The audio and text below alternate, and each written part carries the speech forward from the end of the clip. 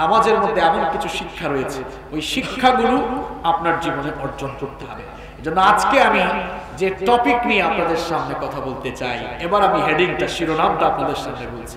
আজ আমি আপনাদের সামনে অত্যন্ত সংক্ষেপে কোরআন এবং সুন্নাহ থেকে, আমার বানানো না, কোরআন এবং সুন্নাহ থেকে সালাতের বেসিক 15টি শিক্ষা, মৌলিক 15টি শিক্ষা আপনাদের সামনে তুলে ধরবো। ওই শিক্ষাগুলো যদি আমরা অর্জন করতে পারি, আপনার জীবন পরিবর্তন হয়ে যাবে, আপনার সমাজ পরিবর্তন হয়ে যাবে, আপনার রাষ্ট্র পরিবর্তন হয়ে যাবে।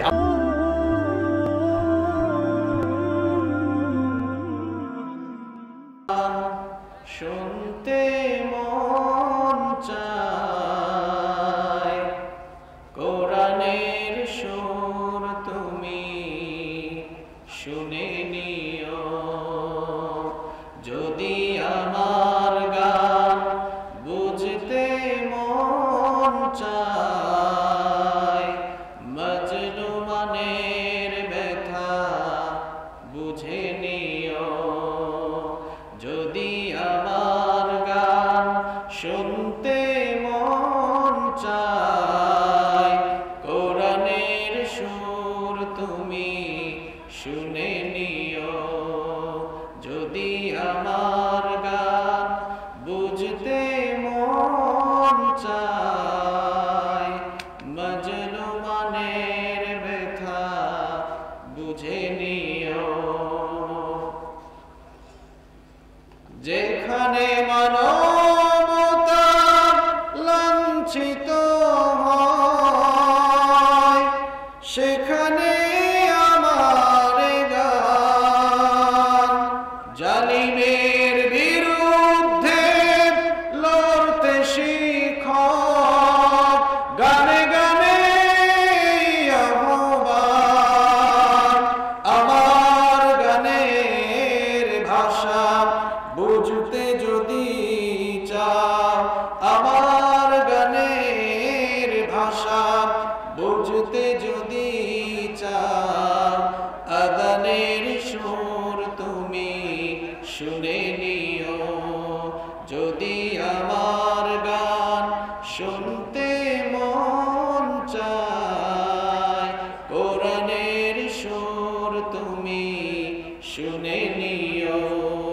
যদি আমার গান বুঝতে মন চায়, মজনু মনের ব্যথা বুঝে নিও। যে গানের সুরে সুরে জাগবে মানুষ,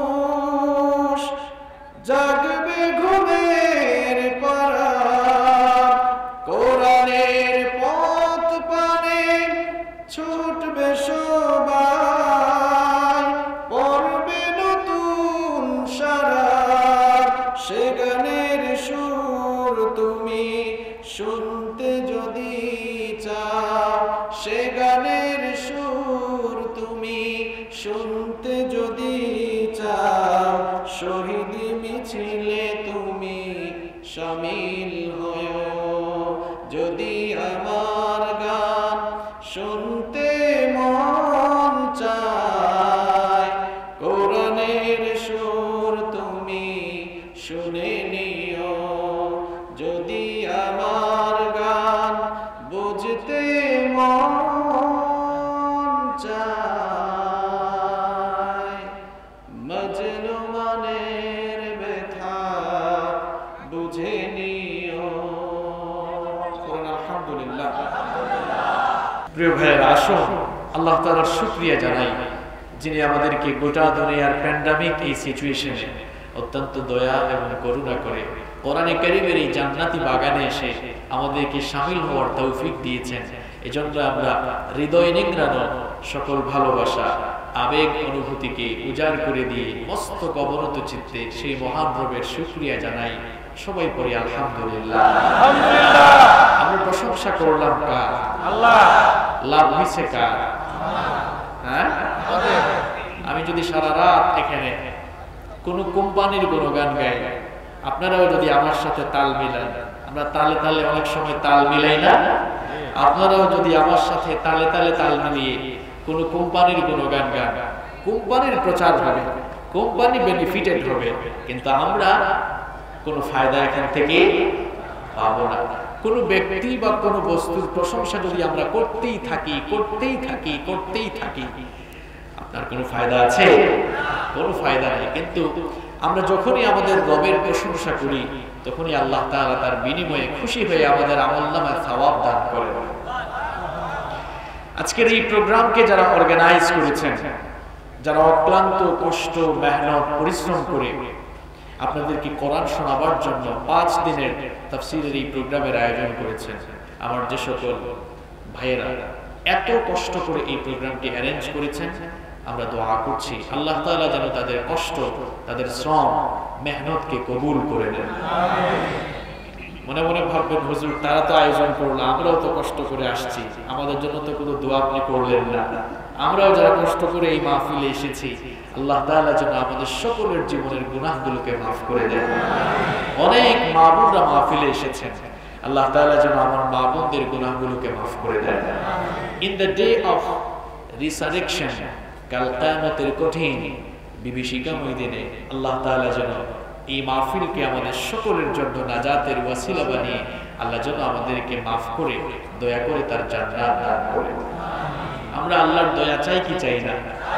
দুনিয়াতে আল্লাহর দয়া লাগবে, আখিরাতে আর কিছু যে চাই না আমি, চাই গো নাজাত আল্লাহ তোমার কাছে আমার এই মোনাজাত, আল্লাহ তোমার কাছে আমাদের এই মোনাজাত। পড়েন আমিন। সম্মানিত ভাইরা, আমরা এখানে কোরআনে কারীমের মাহফিলে এসেছি। এটি কোনো রাজনৈতিক মঞ্চ নয়। আমরা এখান থেকে রাজনৈতিক কোনো সহিংসতা, জঙ্গিবাদ কিংবা কোনো উস্কানির দিকে মানুষদেরকে আমরা আহ্বান করি না, বরং কোরআনে কারীমের এই তাফসীরের প্রোগ্রামগুলোতে আমরা মানুষদেরকে তাদের জীবন সংশোধন করে, মানুষরা যেন তাদের জীবনকে সুন্দরভাবে গঠন করে তারা যেন জান্নাতমুখী একটি জীবন পরিচালনার গাইডলাইন পেতে পারে, সেই রকম কথাবার্তাগুলো কিন্তু এই মাহফিল থেকে আমরা বলে থাকি, ঠিক কি না? আপনারা যারা এসেছেন আপনাদের মধ্যেও এই মানসিকতা থাকতে হবে যে এই মাহফিল থেকে আমরা যেন জীবন পরিচালনার কিছু রসদ, কিছু পাথেয়, কিছু গাইডলাইন সংগ্রহ করে আমরা যেন মাহফিল থেকে বাড়ি ফিরে যেতে পারি। আমি যেন বলতে পারি, আপনারা যেন বুঝতে পারেন। আল্লাহ আমাদের সবাইকে সেই তৌফিক দান করুন। সম্মানিত ভাইয়েরা, আল্লাহ সুবহানাহু ওয়া তাআলা এই পৃথিবীতে আমাদেরকে এমনি এমনি সৃষ্টি করেন নাই, নিরর্থক খামাখা অযথাই এই দুনিয়াতে আমাদেরকে পাঠানো হয় নাই। আমাদেরকে সৃষ্টির পেছনে আল্লাহ তাআলার সুনির্দিষ্ট একটি লক্ষ্য এবং উদ্দেশ্য আছে না? এমনি এমনি তো পাঠানো হয় না। এখানে আমরা মুসাফির হয়ে এসেছি, মুসাফির হয়ে মেহমান বাড়িতে আমরা এসেছি, কিন্তু অনেকেই শয়তানের ধোঁকায় পড়ে মেহমান বাড়িতে এসে নিজের বাড়ির খবর ভুলে গিয়েছে। মেহমান বাড়িতে এসে আপনি আপনার নিজের বাড়ির খবর ভুলে গিয়েছেন। কেউ কেউ হয়তো বলতে পারেন, হুজুর মেহমান বাড়ি কোনটা আর নিজের বাড়ি কোনটা? আপনাকে যখন কেউ জিজ্ঞেস করে আপনার বাড়ি কোথায়, জবাব দেয়, হুজুর এই যে রোডের পাশে ইটালিয়ান টাইলস করা একটা বাড়ি দেখা যায়, এই চমৎকার সুন্দর বাড়িটা আমার বাড়ি। আপনার বাবা, আপনার দাদা, তাদেরকেও মানুষ যখন প্রশ্ন করত আপনার বাড়ি কোথায়, তারাও খুব চমৎকার করে জবাব দিত, ওই যে ইটালিয়ান টাইলস করা সুন্দর বাড়িটা দেখা যায়, এই বাড়িটাই হচ্ছে আমার বাড়ি। মরার আগ পর্যন্ত মানুষদেরকে বলতো এটা আমার বাড়ি, এই বাড়িতে থাকতে পারে না, এই কবর নামক আসল বাড়িতে জায়গা হয়েছে। আপনিও যে বলছেন এটা আপনার বাড়ি, এটা আপনার বাড়ি, গুলশানে আপনার 2টা বাড়ি, উত্তরাতে 10টা বাড়ি, আপনি তো শয়তানের ধোঁকায় পড়ে আছেন। এটা আপনার বাড়ি নয়, কবর হচ্ছে আপনার আসল বাড়ি। মেহমান বাড়িতে গিয়ে কেউ যদি তার নিজের বাড়ির খবর ভুলে যায়, আপনি মেহমান বাড়িতে গিয়ে যদি কয়েকদিন আছেন, এরপরে ভাবলেন আরো কয়েকদিন থাকি, এরপরে ভাবলেন আরো কয়েকদিন থাকি।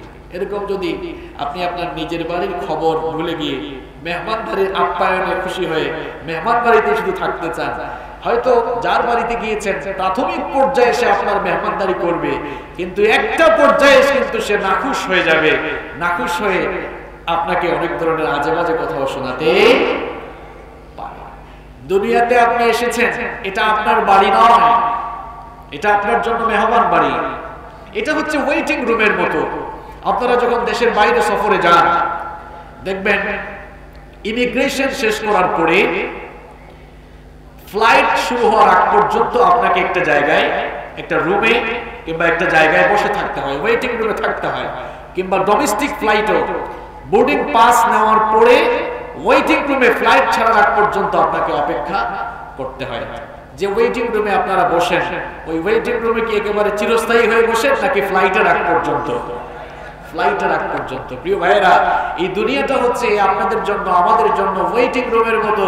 যখনই ফ্লাইট চলে আসবে, যখনই মালাকুল মউত মৃত্যুর ফ্লাইট নিয়ে আগমন করবে, এই ওয়েটিং রুম থেকে বিদায় হয়ে আমাকে আপনাকে নিজের বাড়ি, কবরের বাড়ির দিকে, অর্থাৎ আখিরাতের অনন্ত অসীম যাত্রা সূচনা আমাদেরকে করতে। এই দুনিয়াতে আমরা ক্ষণকালের জন্য এসেছি, এখানে আমরা চিরদিন থাকবো না। এখান থেকে আমরা চলে যাব। কোথা থেকে এসেছে, কিভাবে এসেছে, এটাও তো অনেকে চিন্তা করে না। কোথায় যাবে, ডেস্টিনেশন জানে না। আল্লাহ পাক বলেন, চিন্তা ভাবনা করো, কোথায় ছিলাম, কিভাবে আসলাম, আর কোথায় যাবা, এ ব্যাপারে চিন্তা ভাবনা করো। কোরআনে কারীমের ৭৬ নম্বর সূরা সূরাতুল ইনসানের শুরুতে আল্লাহ পাক বললেন, হাল আতা আলাল ইনসানি হিনুম মিনাদ দাহরি লাম ইয়াকুন শাইআন মাযকুরা। মানুষের জীবনে কি এমন একটি সময় ছিল যখন সে উল্লেখযোগ্য বিষয় বা উল্লেখযোগ্য বস্তু হিসেবে পরিগণিত ছিল না? আমার আপনার উপরে এমন একটি সময় অতিবাহিত হয়েছে যখন আমরা একেবারে অস্তিত্বহীন ছিলাম। আমাদের কোনো অস্তিত্ব ছিল না, নাম ছিল না, ঠিকানা ছিল না, ঘরবাড়ি ছিল না, কিছুই ছিল না। আল্লাহ পাক বলেন, বান্দারে একটু চিন্তা ভাবনা করো, অস্তিত্বহীনতা থেকে তোমাকে অস্তিত্ব কে দিলেন, তুমি কোথায় ছিলে, কিভাবে আসলে, এগুলা নিয়ে চিন্তা করো। কোরআনে কারীমের ২৩ নম্বর সূরা সূরাতুল মুমিনুনের ১২ নম্বর আয়াত থেকে আল্লাহ পাক বলছেন, কোথা থেকে কিভাবে আসলে ভালো করে শোনো।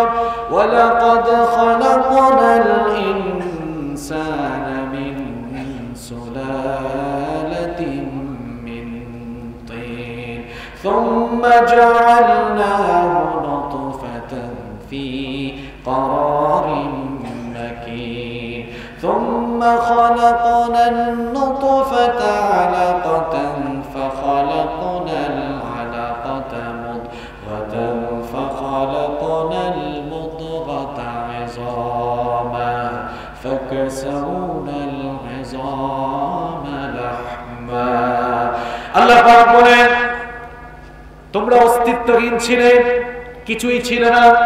কেমনে তোমরা এসেছো, কিভাবে এসেছো শোনো। আমি আল্লাহ কেমনে তোমাদেরকে বানালাম শোনো। আল্লাহ পাক বলেন, তোমাদেরকে আমি মাটির নির্যাস থেকে পয়দা করলাম, পুরুষের স্পার্ম আর মহিলাদের অভাব, এই দুটোকে একত্রিত করে এক ফোঁটা নাপাক পানিকে তোমার মায়ের গর্ভের ভেতরে সুরক্ষিত জায়গায় আমি রেখে দিলাম। এক ফোঁটা নাপাক পানি থেকে তোমার পয়দা হয়েছে। এমন নাপাক পানি, যেই নাপাক পানি বের হয়ে গেলে মানুষের উপরে গোসল ফরজ হয়ে যায়, এমন এক ফোঁটা নাপাক পানি থেকে তোমার পয়দা হয়েছে। আহারে বান্দা, দুনিয়াতে এসে টাকা পয়সা, ক্ষমতা, প্রভাব প্রতিপত্তি পেয়ে নিজেকে অনেক বড় মনে করো, অথচ নিজের অস্তিত্ব সম্পর্কেই জানো না। কিসের এত বড়াই করো, কিসের এত দলবাজি করো, কিসের এত তেলবাজি করো। এমন জিনিস থেকে তোমার পয়দা হয়েছে, এক ফোঁটা নাপাক পানি ছিলে, যেই পানি ফোঁটা বের হয়ে গেলে মানুষের উপরে গোসল ফরজ হয়ে যায়।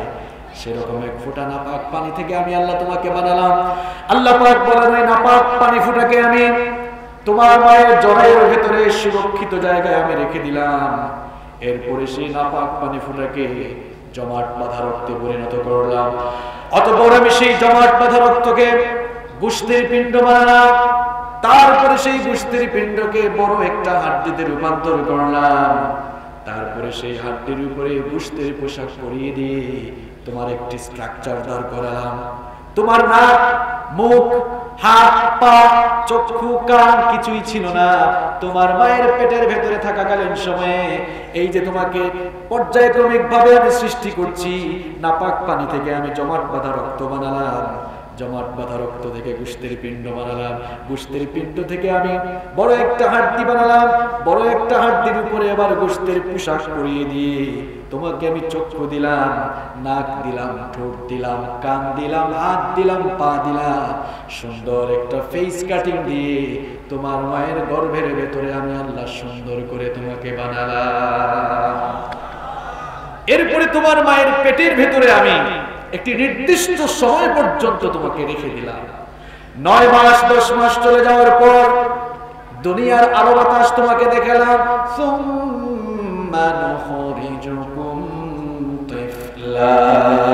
এরপরে তোমার মায়ের পেটের ভেতর থেকে আমি তোমাকে বাচ্চার আকারে বের করে নিয়ে এসে এই দুনিয়ার আলো বাতাস আমি দেখিয়েছি। সুবহানাল্লাহ। চিন্তা করেন কোথা থেকে কিভাবে এসেছেন। কিছুই ছিলেন না, কোনো নাম ছিল না, ঠিকানা ছিল না, বাড়ি ছিল না, কিছুই ছিল না। কিভাবে আসলেন? আসার পরে দুনিয়ার আলো বাতাস পেয়ে যখন আস্তে আস্তে বড় হয়, টাকা পয়সা হয়, শিক্ষা দীক্ষা লাভ করে, আর যদি একটু ক্ষমতা টমতা পায়, তাইলে তো আর হয়েছে একেবারে হামসে বড় কোন, হ্যাঁ আমার চেয়ে বড় কেউ আছে না।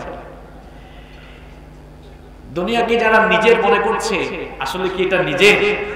কেউ থাকতে পারবে? আর কে যে কখন চলে যাবে সেটা কিন্তু কেউ জানে না। কারণ পৃথিবীতে সিরিয়াল দরকার হয়, কিন্তু পৃথিবী থেকে যাওয়ার কি কোনো সিরিয়াল আছে নাকি? কম। পৃথিবীতে আসার জন্য সুন্দর সিরিয়াল আছে। প্রথমে আসেন দাদা, তারপরে বাবা, এরপরে দাদার ঘরে নাতি আসে। এইরকম দুনিয়াতে আসার চমৎকার সিরিয়াল আছে, কিন্তু দুনিয়া থেকে যাওয়ার কোনো সিরিয়াল নাই। মাঝে মাঝে এমন করুণ দৃশ্য আমরা দেখতে পাই, নাতির লাশ দাদা কবরে নামায়। এরকম আছে না নাই? কার কখন ফ্লাইটের টিকিট চলে আসবে আর দুনিয়া থেকে চলে যাবে কেউ জানে। আমরা এখন বড়াই করি, বলি গোটা দুনিয়া গ্লোবাল ভিলেজ হয়ে গিয়েছে, ঘরে বসে গোটা দুনিয়ার খবর নেওয়া যায়। হ্যাঁ, আমি আপনার সাথে একমত, ঘরে বসে গোটা দুনিয়ার খবর নেওয়া গেল, গোটা দুনিয়ার কোনো মানুষ জানে না কার জন্য কাফনের কাপড় এসে দোকানে রেডি হয়ে আছে। কেউ জানে এটা? কথা বলেন, কেউ জানে? কার ফ্লাইটের টিকিট কখন চলে আসে কেউ জানে না, একজন ছাড়া, তিনি কে? এই দুনিয়াতে আপনি আসবেন, এখানে আপনি চিরকাল থাকতে পারবেন না, মৃত্যু চলে আসবে। Every soul will take the test of death. প্রত্যেক প্রাণ সত্তাকে মৃত্যুর স্বাদ আস্বাদন করতে মরতে হবে আপনাকে। মৃত্যুর পরে আপনি চতুর্থ জগৎ, আলামে বারজাখ, বারজাখের জিন্দেগি, যেটাকে আমরা বলি কবরের জিন্দেগিতে প্রবেশ করবেন। সেখানেও চিরকাল থাকবেন না। ডে অফ রিসারেকশন, পুনরুত্থান দিবসের আগ পর্যন্ত সেখানে থাকবেন। এরপরে আল্লাহ তাআলা কবর থেকে মানুষকে উত্থিত করে কিয়ামতের দিন হাসরের ময়দানে সমবেত করবেন। তাহলে আমার এই কথাগুলো থেকে আপনারা কি বুঝলেন? লেসনটা কি আমাদের জন্য? প্রিয় ভাইয়েরা, লেসন হচ্ছে আমাদের জন্য আসলে 5টি জগৎ রয়েছে। কয়টা জগৎ? সবাই বলেন, কয়টা জগৎ? 5টা। এটা একটা ক্লাস, তো আপনাদেরকে কথা বলতে হবে। এই মাহফিলগুলো শুধু শো অফ না, যে আমরা করলাম মুলগাঁওয়ে 5 দিনের একটা আয়োজন হয়েছে, ফুটানি করার জন্য মাহফিল নয়।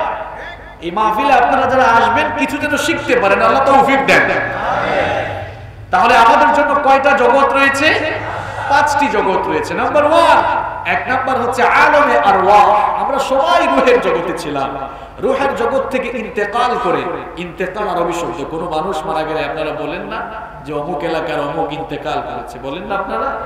ইন্তেকাল হচ্ছে আরবি শব্দ, এর বাংলা অর্থ হচ্ছে স্থানান্তর হওয়া, এক জায়গা থেকে আরেক জায়গায় যাওয়া। তো রূহের জগৎ থেকে ইন্তেকাল করে আমরা চলে এসেছিলাম আলমে আরহাম, মায়ের রেহেম, মায়ের পেটের জগৎ। সেখানে পর্যায়ক্রমিক ভাবে আল্লাহ তাআলা আমাদেরকে বিভিন্ন স্তর শেষ করার পর মায়ের পেট থেকে বের করে 3 নাম্বার জগতে আমাদেরকে দিলেন। 3 নাম্বার এই জগৎটা হচ্ছে দুনিয়ার জগৎ, যেখানে আমি আপনি আছি। এখানেও চিরকাল থাকবো না, এখান থেকে চলে যাব কবরে, কবর থেকে হাসরে। তাহলে বর্তমানে যে জগতে আমরা আছি এই জগৎটার নাম কি? দুনিয়ার জগৎ। আগে ফেলে এসেছি কয়টা? কয়টা? 2টা। বাকি আছে কয়টা? আপনি কিন্তু মাঝামাঝিতে আছেন, একেবারে সফরে এসেছেন এখানে। এখন প্রশ্ন হলো, মাঝখানের এই জগৎ, দুনিয়ার জগতে আপনাকে আমাকে আল্লাহ কেন পাঠালেন? আমাকে আপনাকে দুনিয়াতে পাঠানোর উদ্দেশ্য কি? অগাফেল মুসলমানরা, দুনিয়াতে আসার পরে তুমি ক্ষমতার লোভে অন্ধ হয়ে গিয়েছো, টাকা পয়সা প্রভাব প্রতিপত্তি আর দুনিয়ার চাকচিক্যের মুখে পড়ে শয়তানের ধোঁকায় পড়ে জীবনটাকে বরবাদ করে দিচ্ছ। সৃষ্টির উদ্দেশ্যই তুমি ভুলে গিয়েছো। কেন তোমাকে আল্লাহ দুনিয়াতে পাঠাচ্ছেন? কেন আল্লাহ তোমাকে দুনিয়ায় পাঠিয়েছেন? সেই উদ্দেশ্য সম্পর্কে উদাসীন হয়ে গিয়েছো। আজ আমি মাহফিল থেকে স্মরণ করিয়ে দিচ্ছি, কোরআনে কারীমের 51 নম্বর সূরা, সূরাতুদ দারিয়াতের 56 নম্বর আয়াতে আল্লাহ পাক সুন্দর করে বলছেন, ওয়ামা খালাকাতুল জিন্না ওয়াল ইনসা ইল্লা লিয়াবুদুন। I didn't create the mankind and jinkind except my worship. আল্লাহ তাআলা বলছেন, পৃথিবীতে জিন আর মানুষদেরকে আমার গোলামি ছাড়া অন্য কিছুর জন্য আমি সৃষ্টি করি নাই। আল্লাহু আকবার। 3 নাম্বার যে জগতে আপনারা আছেন, এখানে শুধু ফডর ফডর করার জন্য আসেন। ফডর ফডর বুঝুন তো আপনারা, যা মন চায় তাই বলে, যা মন চায় তাই করে। এখানে যা মন চায় তাই করা যাবে না। এখানে যা মন চায় তাই করা যাবে না, তাই বলা যাবে। কারণ আপনি তো সফরে এসেছেন, যখনই টিকিট আসবে শেষ, আল্লাহর কাছে আবার চলে যেতে হবে। এখানে এসেছেন গোলামের জন্য। আমরা সবাই গোলাম কার? দেখেছেন, যারা কথা কয় না এরা মনে মনে ভাবে, হুজুর আমরা তো গাজীপুরের মানুষ, দেখেন না ইন্ডাস্ট্রিয়াল এরিয়া, কত ইন্ডাস্ট্রি, কত টাকা পয়সা আমাদের হাতে, নিজের পরিচয় গোলাম আমরা কেমনে দেই? এটা তো প্রেস্টিজে লাগে। আরে ভাই, আপনি তো শুধু গোলাম নন, আমরা সবাই গোলাম জাত, গোলামের ঘরের গোলাম আমরা। কারণ আমাদের বাবা কার গোলাম? আমরা গোলামের ঘরের গোলাম, বান্দির ঘরের গোলাম। আমাদের বাপ দাদা 14 গোষ্ঠী কার গোলাম? সবাই বলেন কার গোলাম? আল্লাহর নাম বলতে কষ্ট হয়। আল্লাহু আল্লাহু তুমি জানলে জানানো, শেষ করা তো যায় না গে তোমার গুণগান। আল্লাহু আল্লাহু তুমি জানলে জানানো, শেষ করা তো যায় না গে তোমার গুণগান। তুমি কাদের গাফফার, তুমি জলিল জব্বার। তুমি কাদের গাফফার, তুমি জলিল জব্বার। অনন্ত অসীম তুমি রহিম রহমান। আল্লাহু আল্লাহু তুমি জানলে জানানো, শেষ করা তো যায় না গে তোমার গুণগান। আল্লাহু আল্লাহু তুমি মাটির আদমকে প্রথম সৃষ্টি করিয়া ঘোষণা করিয়া দিলে শ্রেষ্ঠ বলিয়া। তুমি মাটির আদমকে প্রথম সৃষ্টি করিয়া ঘোষণা করিয়া দিলে শ্রেষ্ঠ বলিয়া। তাই নূরের ফেরেশতা করে আদমকে সেজদা, ও তাই নূরের ফেরেশতা করে আদমকে সেজদা। তুমি সবার চেয়ে দিলে মাটির মানুষকে সম্মান। আল্লাহু আল্লাহু তুমি জানলে জানানো, শেষ করা তো যায় না গে তোমার গুণগান। আল্লাহু আল্লাহু তুমি জানলে জানানো, শেষ করা তো যায় না গে তোমার গুণগান। আল্লাহু আল্লাহু পড়েন আল্লাহু আকবার। আল্লাহ তাআলার গুণগান গিয়ে শেষ করা যাবে? কথা বলেন, শেষ করা যাবে? যে কথা বলছিলাম, আমার আপনার সকলের মালিক কে? আমরা সবাই গোলাম কার? আমরা যে আল্লাহ তাআলার গোলাম, এই গোলামের তো দৃষ্টান্ত পাওয়া যেতে হবে। আমরা যে আল্লাহ তাআলার গোলাম, এর একটা নমুনা আপনার বাস্তব জীবনে প্রতিফলিত হওয়া লাগবে। আমরা যে আল্লাহ তাআলার গোলাম, এর সবচাইতে বাস্তব প্রতিফলন একটি ইবাদতের ভিতরে পাওয়া যায়। সেই ইবাদতের নাম হচ্ছে সালাত। সেই ইবাদতের নাম কি? সালাত, যেটাকে আমরা বলি নামাজ। আমরা কি বলি? নামাজ। প্রিয় ভাইয়েরা, সর্বাবস্থায় আমাদের অন্তরে যেন আল্লাহ তাআলার ভয় থাকে, স্মরণ থাকে। এই জন্য আল্লাহ তাআলা বান্দাদের উপরে প্রাত্যহিক 5 ওয়াক্ত সালাত ফরজ করে দিয়েছেন। সালাত এটি এমন একটি ইবাদত, এটি হচ্ছে আল্লাহ আর বান্দার সাক্ষাৎকার হওয়ার জায়গা। সুবহানাল্লাহ বাড়ি গিয়ে বলি। Keep in your mind, salat is a conversation between Almighty Allah and the slave. সালাত হচ্ছে আল্লাহ আর বান্দার মধ্যে কথা বলার একটি জায়গা। সুবহানাল্লাহ। আপনারা নামাজে দাঁড়ান কিন্তু কিছুই বুঝেন না। কেউ কেউ তো আছে, আপনাদের এলাকায় আছে কিনা আমি জানি না, কেউ কেউ আছে নামাজে দাঁড়িয়ে ঘড়ির টাইমের দিকে তাকায় থাকে। ইমাম সাহেব যদি একটু লম্বা কিরাত শুরু করে পেছন থেকে সিগন্যাল দেন, মানে হুজুর একটু শর্ট করে, এরকম আছে না? সিগন্যাল শুরু হয়। কেউ কেউ তো আবার এমনও আছে নামাজে দাঁড়ানোর পর নামাজ তো সে বুঝে না, না বুঝার কারণে পাশে কোনো মুসল্লি দাঁড়ালে তার দিকে তাকায়। আমি একবার সিলেটে এক মসজিদে ঢুকলাম সালাত আদায় করার জন্য। এক মুসল্লির পাশে গিয়ে দাঁড়াতেই মুসল্লি নামাজরত অবস্থায় আমার দিকে আমাকে তাকায়। আমি ভাবলাম যে এই মুসল্লির তো নামাজের দিকে কোনো কনসেন্ট্রেশন নেই। সাথে সাথেই তার মাথাকে ধরে বললাম, ভাই এদিকে না ওইদিকে তাকাও। এইরকম কিছু নামাজি আছে না? নাই? আবার নামাজ থেকে মনোযোগ চলে যেতে যেতে আমাদের মনোযোগ মাঝে মাঝে এত দূরে চলে যায়। একবার এশার নামাজ শেষ করে ইমাম সাহেব দাঁড়িয়ে বললেন, সম্মানিত মুসল্লিবৃন্দ, আজকের সালাত 4 রাকাত হলো নাকি 3 রাকাত হলো? আমি তো কনফিউশনে পড়ে গিয়েছি। কেউ কোনো কথা বলে না। হঠাৎ করে এক মুসল্লি দাঁড়িয়ে বলে, হুজুর আমি 100% কনফার্ম আজকে আপনি 3 রাকাত নামাজ পড়িয়েছেন। ইমাম সাহেব বললেন, কেউ তো কোনো কথা বলে না, শুধুমাত্র আপনিই বলছেন, এত কনফিডেন্ট কেন আপনার? লোকটা তখন বলল, হুজুর এই বাজারে আমার 4টা দোকান আছে। প্রত্যেক দিন এশার নামাজে আসলে এক এক রাকাতে এক একটা দোকানের হিসাব আমি কমপ্লিট করি। প্রত্যেক দিন আমি 4টা দোকানের হিসাব কমপ্লিট করতে পারি, আমার কোনো অসুবিধা হয় না। আজকে 3টা করেছি, আরো একটা বাকি আছে, তার মানে নামাজও আরো 1 রাকাত বাকি আছে। এরকম নামাজি আছে না? না। এরকম হচ্ছে কেন? প্রিয় ভাইয়েরা, আমি শুধু হাসির খোরাক দেওয়ার জন্য এটা বলি নাই। এখান থেকে লেসন আছে আপনার জন্য, লেসন আছে, শিক্ষা রয়েছে। কেন এই অবস্থা হচ্ছে বলেন তো? এই অবস্থা হওয়ার রিজনটা কি, কারণটা কি?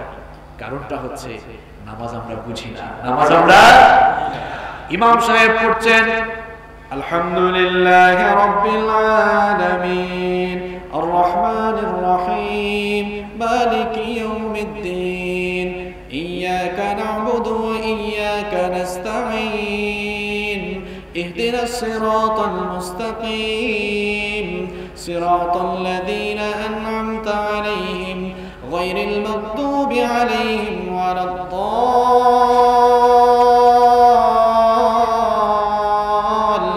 ওয়ালাদ-দাল্লিন। পড়েন আমিন। ইমাম সাহেব সূরা ফাতিহা পড়ে আর পেছনে মুসল্লি মানে হুজুর তাড়াতাড়ি মারে। আছে না? এই অবস্থা কেন হচ্ছে? কেন?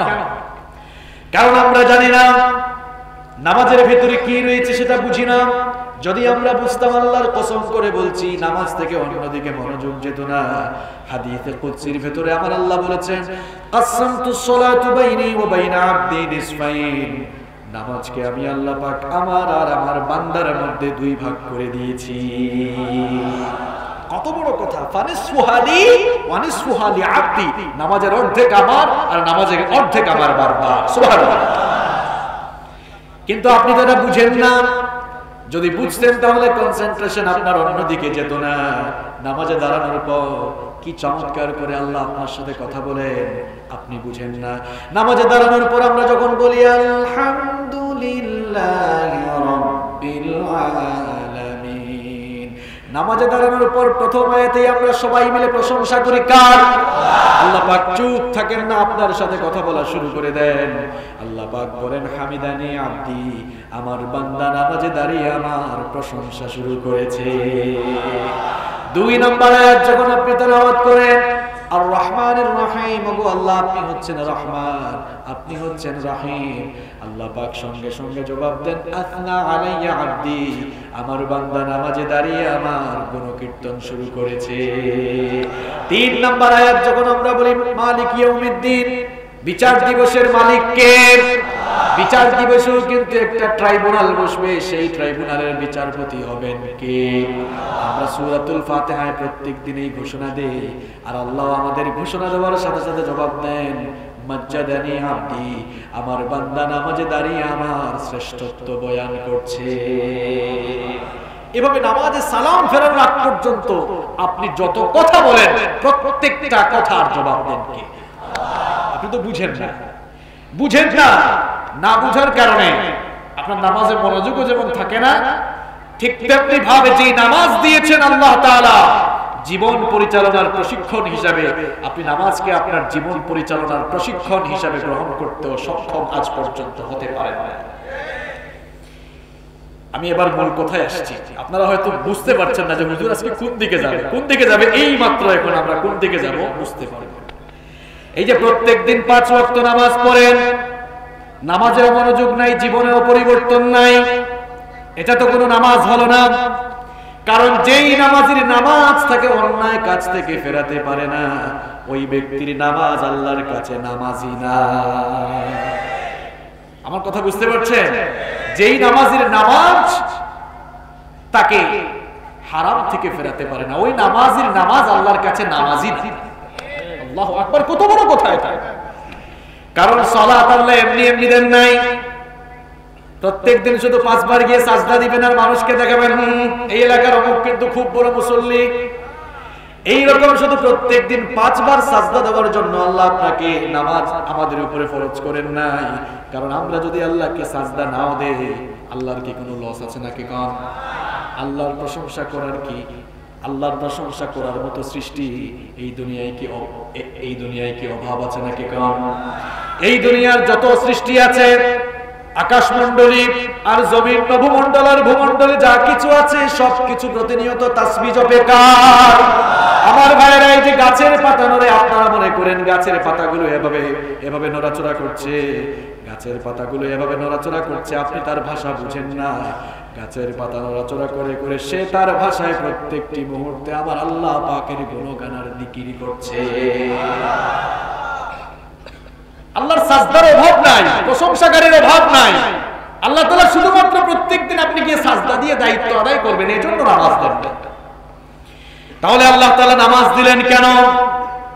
কোরআনে কারীমের 29 নম্বর সূরা সূরাতুল আনকাবুতের 45 নম্বর আয়াতে আল্লাহ পাক সুন্দর করে বললেন, উতলু মা উহিয়া ইলাইকা মিনাল কিতাবি ওয়া আকিমিস সালাহ ইন্নাস সালাতা তানহা আনিল ফাহশাই ওয়াল মুনকারি ওয়ালাযিকরুল্লাহি আকবার ওয়াল্লাহু ইয়ালামু মা তাসনাউন। আল্লাহ পাক বলছেন, ওগো আমার হাবিব, আপনার কাছে যে ওহী নাজিল হচ্ছে সেই ওহী থেকে আপনি তেলাওয়াত করে মানুষদেরকে শোনান আর সালাত কায়েম করুন। কারণ নিশ্চয়ই নিঃসন্দেহে সালাত মুসল্লিকে সকল অন্যায় আর অশ্লীল কাজ থেকে বাঁচিয়ে রাখে।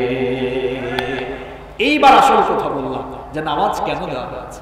নামাজ দেওয়া হয়েছে যেন শুধুমাত্র এই নামাজের মাধ্যমে আপনি সকল অন্যায় আর অশ্লীল কাজ থেকে বিরত থাকেন। আর আল্লাহ তাআলা বলছেন, যারা সঠিকভাবে নামাজ আদায় করবে এরা সকল অন্যায় এবং অশ্লীল কাজ থেকে বেঁচে থাকতে পারবে। হয়তো আপনাদের মনের মধ্যে এই প্রশ্ন চলেই এসেছে যে হুজুর, আপনার কথাটা কেমনে বিশ্বাস করব বলেন?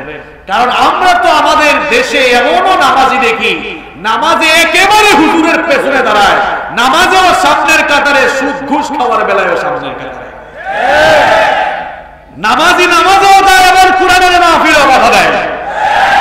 তো হুজুর, আপনি তো বলছেন, আল্লাহ তাআলা বলেছেন যে নামাজ মানুষকে অন্যায় থেকে ফেরায়, কিন্তু এই লোকটাকে ফেরায় না কেন? কি বলেন, এরকম প্রশ্ন আসে কিনা? আমি কিন্তু বাস্তবিক কথা আজকে বলবো। আপনার গিরায় গিরায় লাগলেও আমার কোনো আপত্তি নাই। কথাগুলো কার? কথাগুলো কার? কি শোনার মতো ধৈর্য আছে তো? আপনাদের প্রশ্ন, হুজুর তাইলে এই মুসল্লি তার নাম তো আব্দুল করি, লোকটা তো নামাজেও যায়, ঘুষও খায়, সুদও খায়, মাহফিলেও বাধা দেয়, আলেমকেও বাধা দেয়। তাহলে আপনি তো বলছেন, আল্লাহ কোরআনে বলেছেন নামাজিকে নামাজ অন্যায় থেকে ফেরাচ্ছে না কেন? এটা প্রশ্ন আসে কিনা? এই প্রশ্নের উত্তর হচ্ছে, নামাজ যে উদ্দেশ্যে দেওয়া হয়েছে সেই উদ্দেশ্য ওই মুসল্লি বাস্তবায়িত, তার জীবনে বাস্তবায়িত করতে পারে না। এখন আপনারা বলেন, হুজুর নামাজ কি উদ্দেশ্য দেওয়া হয়েছে? এর উত্তর হচ্ছে, নামাজ আল্লাহ তাআলা দিয়েছেন আমাদের জীবন পরিচালনার প্রশিক্ষণ হিসাবে। আল্লাহর কসম করে বলছি, শুধুমাত্র কেউ যদি নামাজটা বুঝতে পারে, তার ব্যক্তি জীবনে পরিবর্তন চলে আসবে, সমাজ জীবনে পরিবর্তন চলে আসবে, রাষ্ট্রীয় জীবনে এক বৈপ্লবিক পরিবর্তন চলে আসবে। ঠিক কি না? নামাজে এমন কিছু লেসন রয়েছে, এমন কিছু এডুকেশন রয়েছে, এমন কিছু শিক্ষা রয়েছে, সালাতের ভেতরে আপনার জন্য এমন কিছু মেসেজ রয়েছে।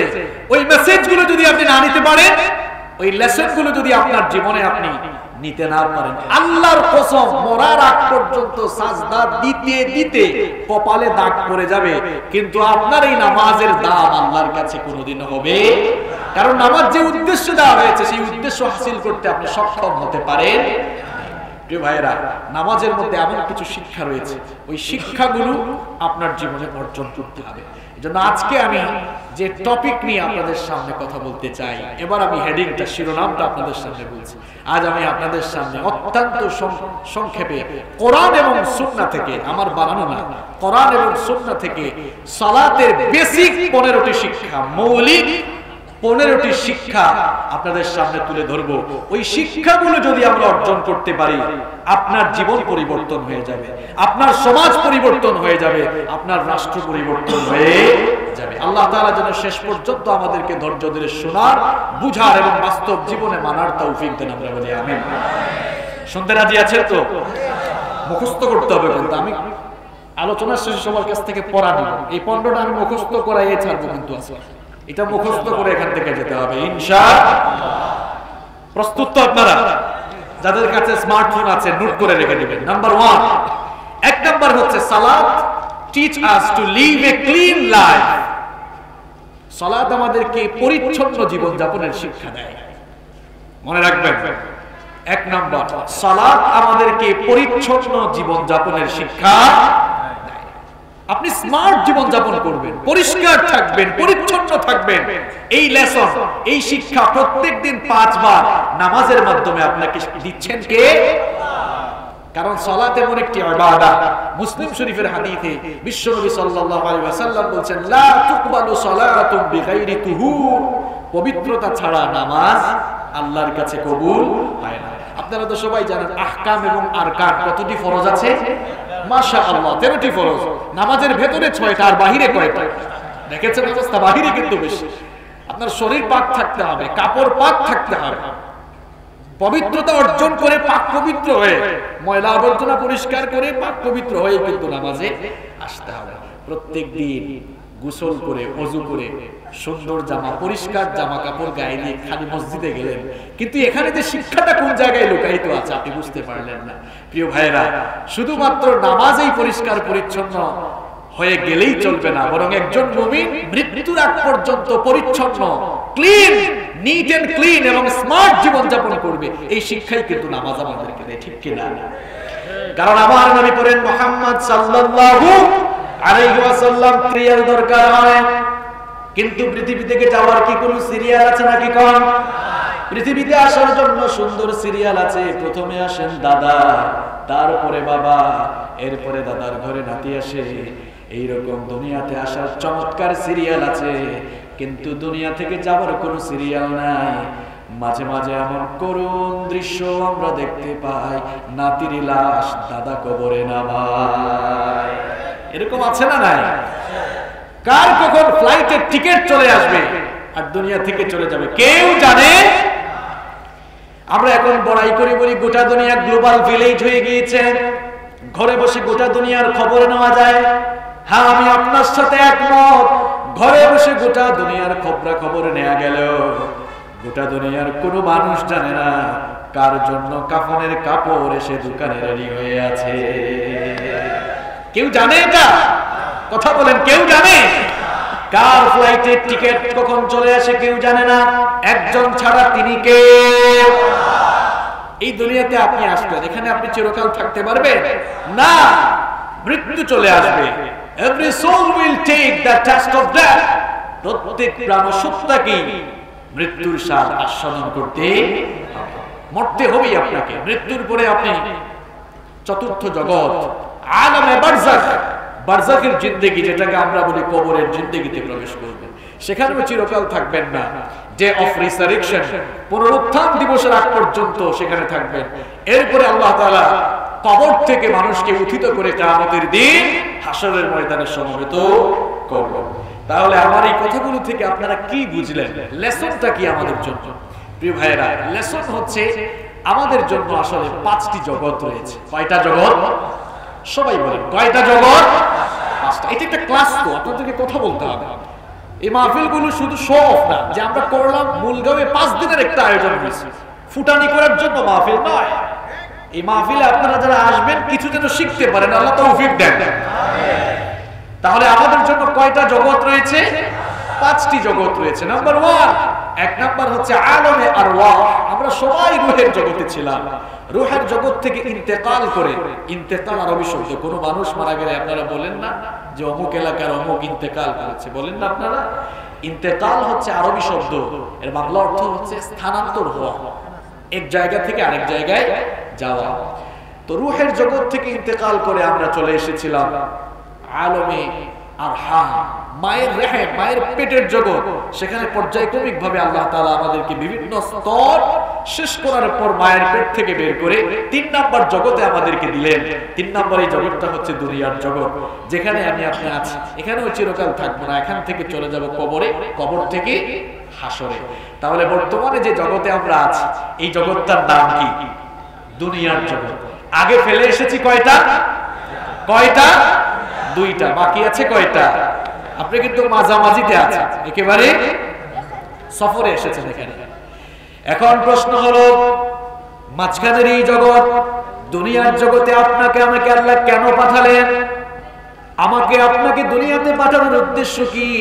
অগাফেল মুসলমানরা, দুনিয়াতে আসার পরে তুমি ক্ষমতার লোভে অন্ধ হয়ে গিয়েছো, টাকা পয়সা প্রভাব প্রতিপত্তি আর দুনিয়ার চাকচিক্যের মুখে পড়ে শয়তানের ধোঁকায় পড়ে জীবনটাকে বরবাদ করে দিচ্ছ। সৃষ্টির উদ্দেশ্যই তুমি ভুলে গিয়েছো। কেন তোমাকে আল্লাহ দুনিয়াতে পাঠাচ্ছেন? কেন আল্লাহ তোমাকে দুনিয়ায় পাঠিয়েছেন? সেই উদ্দেশ্য সম্পর্কে উদাসীন হয়ে গিয়েছো। আজ আমি মাহফিল থেকে স্মরণ করিয়ে দিচ্ছি, কোরআনে কারীমের 51 নম্বর সূরা, সূরাতুদ দারিয়াতের 56 নম্বর আয়াতে আল্লাহ পাক সুন্দর করে বলছেন, ওয়ামা খালাকাতুল জিন্না ওয়াল ইনসা ইল্লা লিয়াবুদুন। I didn't create the mankind and jinkind except my worship. আল্লাহ তাআলা বলছেন, পৃথিবীতে জিন আর মানুষদেরকে আমার গোলামি ছাড়া অন্য কিছুর জন্য আমি সৃষ্টি করি নাই। আল্লাহু আকবার।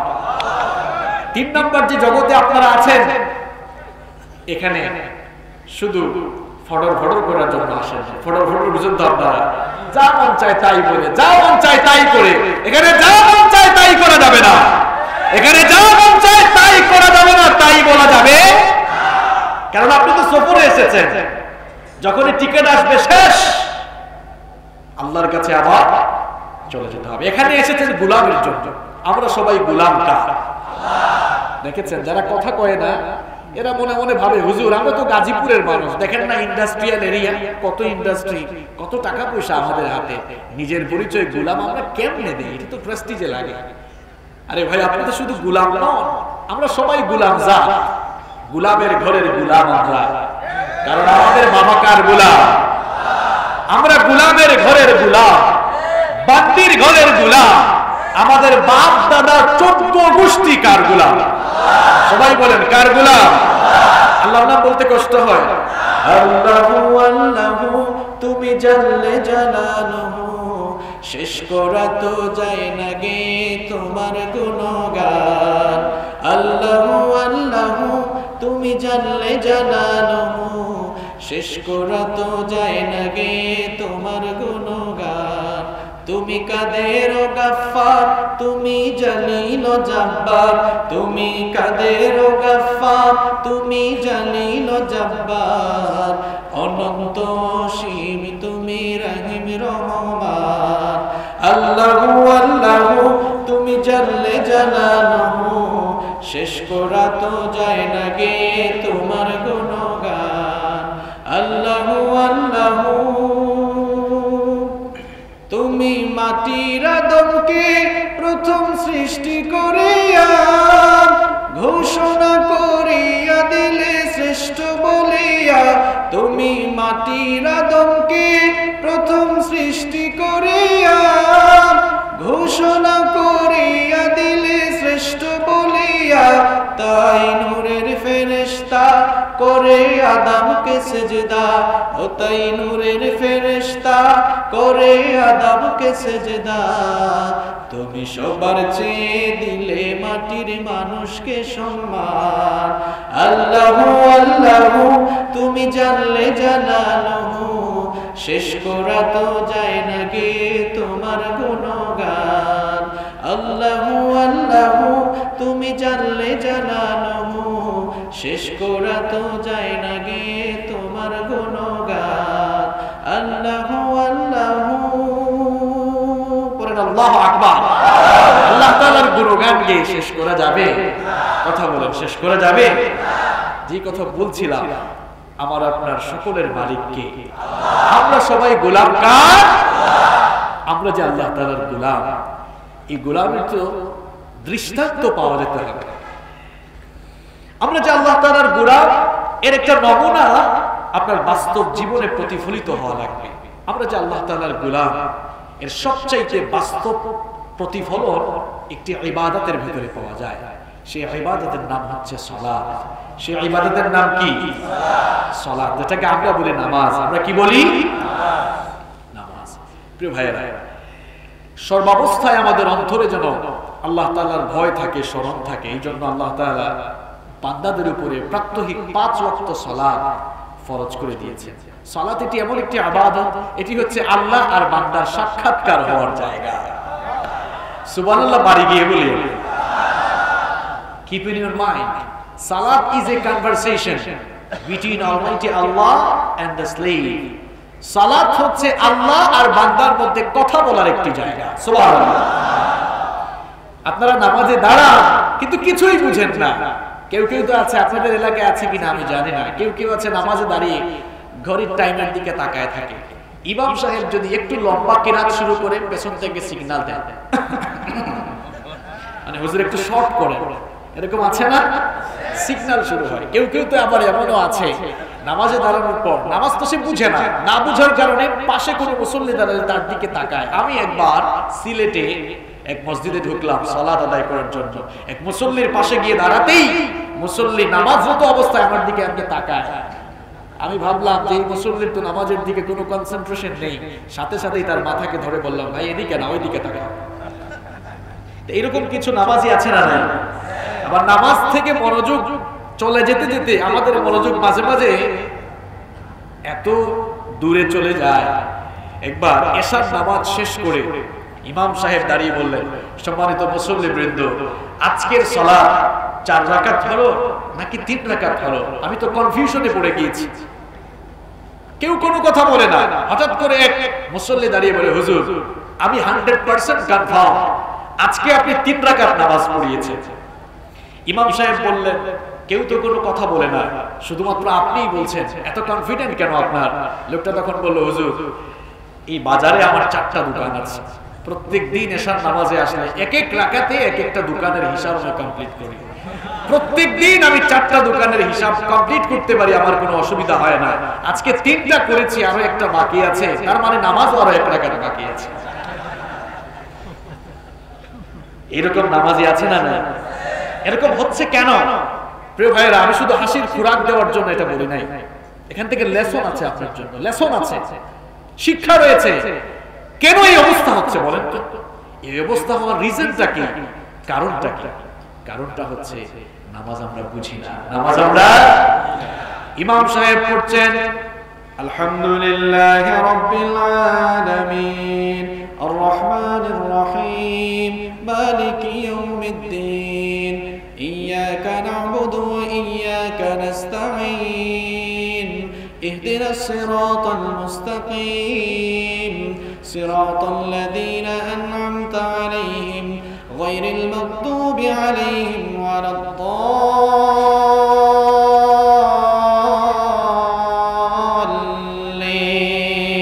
পড়েন আমিন। ইমাম সাহেব সূরা ফাতিহা পড়ে আর পেছনে মুসল্লি মানে হুজুর তাড়াতাড়ি মারে আছে না? এই অবস্থা কেন হচ্ছে? কেন? কারণ আমরা জানি না নামাজের ভেতরে কি রয়েছে, সেটা বুঝি না। যদি আমরা বুঝতাম, আল্লাহর কসম করে বলছি, নামাজ থেকে অন্যদিকে মনোযোগ যেত না।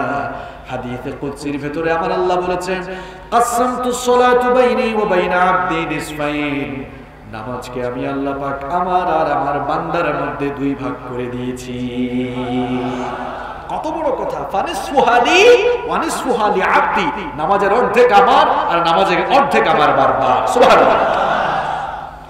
কিন্তু আপনি তো এটা বুঝেন না। যদি বুঝতেন তাহলে কনসেন্ট্রেশন আপনার অন্যদিকে যেত না। নামাজে দাঁড়ানোর পর কি চমৎকার করে আল্লাহ আপনার সাথে কথা বলেন, আপনি বুঝেন না। নামাজে দাঁড়ানোর পর আমরা যখন বলি আলহামদুলিল্লাহি রাব্বিল আলামিন, নামাজে দাঁড়ানোর পর প্রথম আয়াতেই আমরা সবাই মিলে প্রশংসা করি কার? আল্লাহ পাক চুপ থাকেন না, আপনার সাথে কথা বলা শুরু করে দেন। আল্লাহ পাক বলেন, হামিদানি আব্দি, আমার বান্দা নামাজে দাঁড়িয়ে আমার প্রশংসা শুরু করেছে। দুই নম্বর আয়াত যখন আপনি তেলাওয়াত করেন, আর রহমানির রহিম, ওগো আল্লাহ আপনি হচ্ছেন রহমান, আপনি হচ্ছেন রহিম, আল্লাহ পাক সঙ্গে সঙ্গে জবাব দেন, আসনা আলাইয়া আব্দি, আমার বান্দা নামাজে দাঁড়িয়ে আমার গুণকীর্তন শুরু করেছে। তিন নম্বর আয়াত যখন আমরা বলি মালিক ইয়াউমিদ্দিন, বিচার দিবসের মালিক কে? বিচার দিবসেও কিন্তু একটা ট্রাইব্যুনাল বসবে, সেই ট্রাইব্যুনালের বিচারপতি হবেন কে? আমরা সূরাতুল ফাতিহায় প্রত্যেকদিন এই ঘোষণা দেই, আর আল্লাহ আমাদের ঘোষণা দেওয়ার সাথে সাথে জবাব দেন, মাজ্জাদানি আব্দি, আমার বান্দা নামাজে দাঁড়িয়ে আমার শ্রেষ্ঠত্ব বয়ান করছে। এভাবে নামাজে সালাম ফেরানোর আগ পর্যন্ত আপনি যত কথা বলেন প্রত্যেকটা কথার জবাব দেন কে? আপনি তো বুঝেন না। বুঝেন না, না বুঝার কারণে আপনার নামাজের মনোযোগও যেমন থাকে না, ঠিক তেমনি ভাবে যে নামাজ দিয়েছেন আল্লাহ তাআলা জীবন পরিচালনার প্রশিক্ষণ হিসাবে, আপনি নামাজকে আপনার জীবন পরিচালনার প্রশিক্ষণ হিসাবে গ্রহণ করতেও সক্ষম আজ পর্যন্ত হতে পারেন না। আমি এবার মূল কথায় আসছি। আপনারা হয়তো বুঝতে পারছেন না যে হুজুর আজকে কোন দিকে যাবে, কোন দিকে যাবে, এই মাত্র এখন আমরা কোন দিকে যাব বুঝতে পারব। এই যে প্রত্যেকদিন 5 ওয়াক্ত নামাজ পড়েন, নামাজেও মনোযোগ নাই, জীবনেও পরিবর্তন নাই, এটা তো কোনো নামাজ হলো না। কারণ যেই নামাজের নামাজ তাকে অন্যায় কাজ থেকে ফেরাতে পারে না, ওই ব্যক্তির নামাজ আল্লাহর কাছে নামাজই না। আমার কথা বুঝতে পারছেন? যেই নামাজের নামাজ তাকে হারাম থেকে ফেরাতে পারে না, ওই নামাজের নামাজ আল্লাহর কাছে নামাজই না। আল্লাহু আকবার! কত বড় কথা এটা! কারণ সালাত আল্লাহ এমনি এমনি দেন নাই। প্রত্যেকদিন শুধু 5 বার গিয়ে সাজদা দিবেন আর মানুষকে দেখাবেন এই এলাকার অমুক কিন্তু খুব বড় মুসল্লি, এইরকম শুধু প্রত্যেকদিন 5 বার সাজদা দেওয়ার জন্য আল্লাহ আপনাকে নামাজ আমাদের উপরে ফরজ করেন নাই। কারণ আমরা যদি আল্লাহকে সাজদা নাও দেই, আল্লাহর কি কোনো লস আছে নাকি? কম। আল্লাহর প্রশংসা করার কি, আল্লাহর প্রশংসা করার মতো সৃষ্টি এই দুনিয়ায় কি অভাব আছে নাকি? কম। এই দুনিয়ার যত সৃষ্টি আছে, আকাশমণ্ডলী আর জমিন, নভমণ্ডল আর ভূমণ্ডলে যা কিছু আছে, সবকিছু প্রতিনিয়ত তাসবিহ জপে কার? আমার ভাইয়েরা, এই যে গাছের পাতা নড়ে, আপনারা মনে করেন গাছের পাতাগুলো এভাবে নড়াচড়া করছে, গাছের পাতাগুলো এভাবে নড়াচড়া করছে, আপনি তার ভাষা বুঝেন না। গাছের পাতা নড়াচড়া করে করে সে তার ভাষায় প্রত্যেকটি মুহূর্তে আমার আল্লাহ পাকের গুণগান আর জিকির করছে। আল্লাহর সাজদার অভাব নাই, প্রশংসাকারীর অভাব নাই। আল্লাহ তাআলা শুধুমাত্র প্রত্যেকদিন আপনি গিয়ে সাজদা দিয়ে দায়িত্ব আদায় করবেন, এই জন্য নামাজ দেন। তাহলে আল্লাহ তাআলা নামাজ দিলেন কেন? কোরআনে কারীমের 29 নম্বর সূরা, সূরাতুল আনকাবুতের 45 নম্বর আয়াতে আল্লাহ পাক সুন্দর করে বললেন, উতলু মা উহিয়া ইলাইকা মিনা الكتاب وأقم الصلاة إن الصلاة تنهى عن الفحشاء والمنكر ولذكر الله أكبر والله يعلم ما تصنعون আল্লাহ পাক বলছেন ওগো আমার হাবিব আপনার কাছে যে ওহী নাযিল হচ্ছে সেই ওহী থেকে আপনি তেলাওয়াত করে মানুষদেরকে শোনান আর সালাত কায়েম করুন কারণ নিশ্চয়ই নিঃসন্দেহে সালাত মুসল্লিকে সকল অন্যায় আর অশ্লীল কাজ থেকে বাঁচিয়ে রাখে। এইবার আসল কথা বললাম যে নামাজ কেন দেওয়া হয়েছে। নামাজ দেওয়া হয়েছে যেন শুধুমাত্র এই নামাজের মাধ্যমে আপনি সকল অন্যায় আর অশ্লীল কাজ থেকে বিরত থাকেন। আর আল্লাহ তাআলা বলছেন যারা সঠিকভাবে নামাজ আদায় করবে এরা সকল অন্যায় এবং অশ্লীল কাজ থেকে বেঁচে থাকতে পারবে। হয়তো আপনাদের মনের মধ্যে এই প্রশ্ন চলেই এসেছে যে হুজুর আপনার কথাটা কেমনে বিশ্বাস করব বলেন, কারণ আমরা তো আমাদের দেশে এমনও নামাজি দেখি নামাজে একেবারে হুজুরের পেছনে দাঁড়ায়, নামাজেও সামনের কাতারে, সুদ ঘুষ খাওয়ার বেলায়ও সামনের কাতারে, নামাজি নামাজও দেয় আবার কোরআনের মাহফিলও বাধা দেয়। তো হুজুর আপনি তো বলছেন আল্লাহ তাআলা বলেছেন যে নামাজ মানুষকে অন্যায় থেকে ফেরায়, কিন্তু এই লোকটাকে ফেরায় না কেন? কি বলেন, এরকম প্রশ্ন আসে কিনা? আমি কিন্তু বাস্তবিক কথা আজকে বলবো, আপনার গিরায় গিরায় লাগলেও আমার কোনো আপত্তি নাই। কথাগুলো কার? কথাগুলো কার? কি শোনার মতো ধৈর্য আছে তো? আপনাদের প্রশ্ন হুজুর তাইলে এই মুসল্লি তার নাম তো আব্দুল করিম, লোকটা তো নামাজেও যায়, ঘুষও খায়, সুদও খায়, মাহফিলেও বাধা দেয়, আলেমকেও বাধা দেয়, তাহলে আপনি তো বলছেন আল্লাহ কোরআনে বলেছেন নামাজিকে নামাজ অন্যায় থেকে ফেরাচ্ছে না কেন? এটা প্রশ্ন আসে কিনা? এই প্রশ্নের উত্তর হচ্ছে নামাজ যে উদ্দেশ্যে দেওয়া হয়েছে সেই উদ্দেশ্য ওই মুসল্লি বাস্তবায়িত তার জীবনে বাস্তবায়িত করতে পারে না। এখন আপনারা বলেন হুজুর নামাজ কি উদ্দেশ্য দেওয়া হয়েছে? এর উত্তর হচ্ছে নামাজ আল্লাহ তাআলা দিয়েছেন আমাদের জীবন পরিচালনার প্রশিক্ষণ হিসেবে। আল্লাহর কসম করে বলছি, শুধুমাত্র কেউ যদি নামাজটা বুঝতে পারে তার ব্যক্তি জীবনে পরিবর্তন চলে আসবে, সমাজ জীবনে পরিবর্তন চলে আসবে, রাষ্ট্রীয় জীবনে এক বৈপ্লবিক পরিবর্তন চলে আসবে, ঠিক কি না? নামাজে এমন কিছু লেসন রয়েছে, এমন কিছু এডুকেশন রয়েছে, এমন কিছু শিক্ষা রয়েছে, সালাতের ভেতরে আপনার জন্য এমন কিছু মেসেজ রয়েছে, ওই মেসেজগুলো যদি আপনি না নিতে পারেন, ওই লেসনগুলো যদি আপনার জীবনে আপনি নিতে না পারেন, আল্লাহর কসম মরার আগ পর্যন্ত সাজদা দিতে দিতে কপালে দাগ পড়ে যাবে, কিন্তু আপনার এই নামাজের দাম আল্লাহর কাছে কোনোদিন হবে। কারণ নামাজ যে উদ্দেশ্য দেওয়া হয়েছে সেই উদ্দেশ্য হাসিল করতে আপনি সক্ষম হতে পারেন। প্রিয় ভাইয়েরা, নামাজের মধ্যে এমন কিছু শিক্ষা রয়েছে, ওই শিক্ষাগুলো আপনার জীবনে অর্জন করতে হবে। এজন্য আজকে আমি যে টপিক নিয়ে আপনাদের সামনে কথা বলতে চাই, এবার আমি হেডিংটা, শিরোনামটা আপনাদের সামনে বলছি। আজ আমি আপনাদের সামনে অত্যন্ত সংক্ষেপে কোরআন এবং সুন্নাহ থেকে, আমার বানানো না, কোরআন এবং সুন্নাহ থেকে সালাতের বেসিক 15টি শিক্ষা, মৌলিক 15টি শিক্ষা আপনাদের সামনে তুলে ধরব। ওই শিক্ষাগুলো যদি আমরা অর্জন করতে পারি, আপনার জীবন পরিবর্তন হয়ে যাবে, আপনার সমাজ পরিবর্তন হয়ে যাবে, আপনার রাষ্ট্র পরিবর্তন হয়ে যাবে। আল্লাহ তাআলা যেন শেষ পর্যন্ত আমাদেরকে ধৈর্য ধরে শোনার, বুঝার এবং বাস্তব জীবনে মানার তৌফিক দেন, আমরা বলি আমিন। শুনতে রাজি আছেন তো? মুখস্থ করতে হবে, কিন্তু আমি আলোচনা শেষে সবার কাছ থেকে পড়া নিব, এই 15টা আমি মুখস্থ করাই ছাড়বো, কিন্তু আছে এটা মুখস্থ করে এখান থেকে যেতে হবে ইনশাআল্লাহ। প্রস্তুত তো আপনারা? যাদের কাছে স্মার্টফোন আছে নোট করে রেখে দিবেন। নাম্বার 1, 1 নাম্বার হচ্ছে সালাত teach us to live a clean life. সালাত আমাদেরকে পরিচ্ছন্ন জীবন যাপনের শিক্ষা দেয়, মনে রাখবেন। 1 নাম্বার, সালাত আমাদেরকে পরিচ্ছন্ন জীবন যাপনের শিক্ষা। আপনি স্মার্ট জীবন যাপন করবেন, পরিষ্কার থাকবেন, পরিচ্ছন্ন থাকবেন, এই লেসন, এই শিক্ষা প্রত্যেকদিন 5 বার নামাজের মাধ্যমে আপনাকে দিচ্ছেন কে? কারণ সালাত এমন একটি ইবাদত।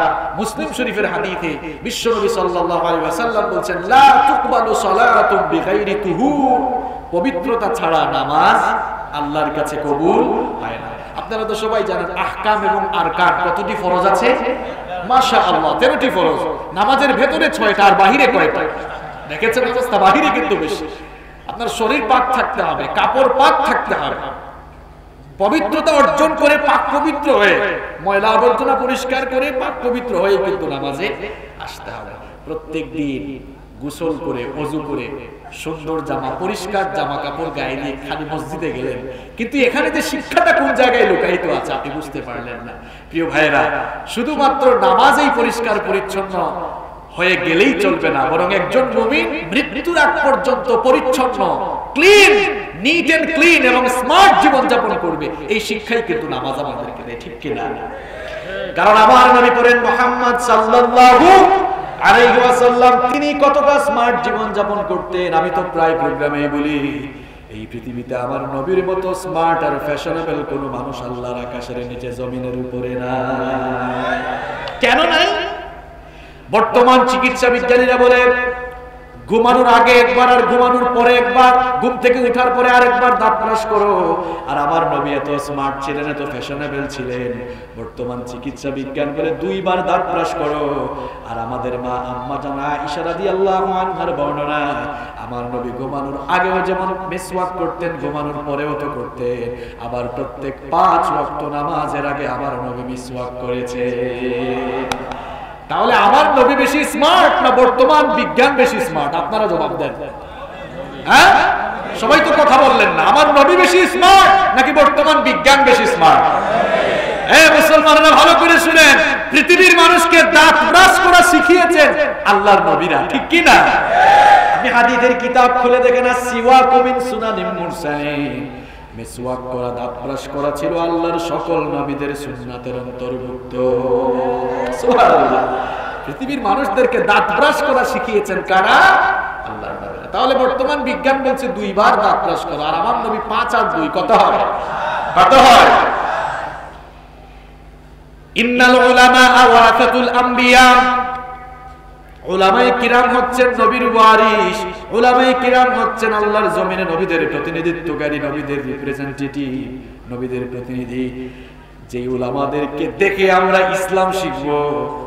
আফসোস করে বলতে হয়, আমাদের দেশে এটা খুব বেশি, আরবিয়ান কান্ট্রিগুলিতে আলহামদুলিল্লাহ ঠিক আছে, কিন্তু দেখা যায় যাদেরকে দেখে আমরা ইসলাম শিখব তাদের কাপড় চোপড়েই ময়লা আছে না?